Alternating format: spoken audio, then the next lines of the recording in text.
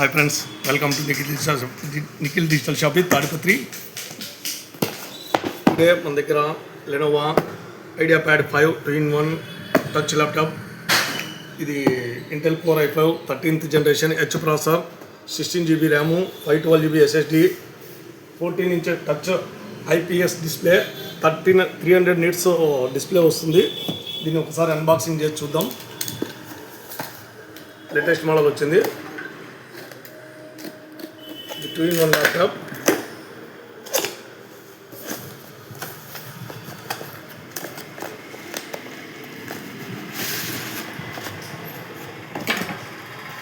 Latest model i5 13th generation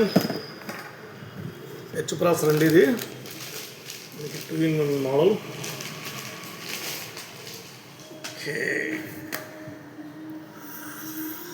Luna grey colour వస్తుంది. Luna grey colour అంటే model. Okay, 2-in-1 useful. ఒక tab లాగా వాడచ్చు, Windows tab లాగా, లేదంటే మనం ల్యాప్టాప్గా వాడచ్చు. దీంట్లో special i5 13th H processor. i5 13thలో 13420H model processor. Display 14-inch display, IPS 300 nits glossy display వస్తుంది. టచ్ లూనా గ్రే కలర్ వస్తుంది. దీనికి ADP వ్యారంటీ ఉంది, 1 year వ్యారంటీ వస్తుంది.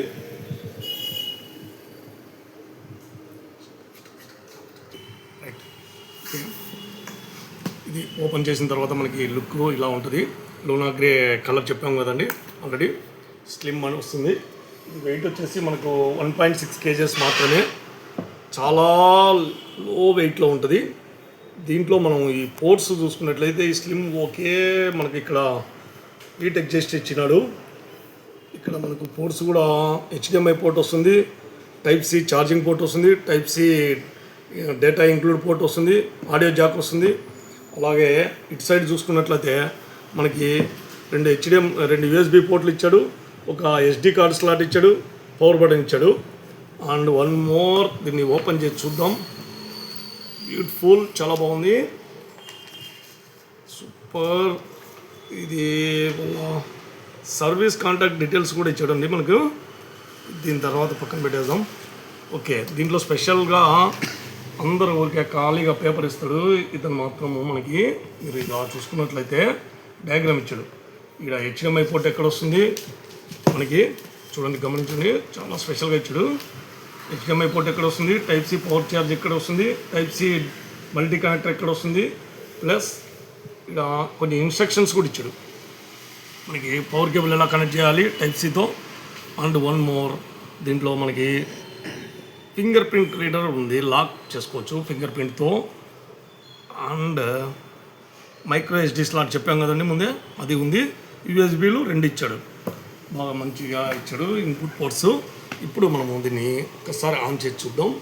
కాకపోతే ఇది డైరెక్ట్ ఆన్ అవ్వదు, ఛార్జింగ్ పెట్టి ఆన్ చేయాలి. స్టే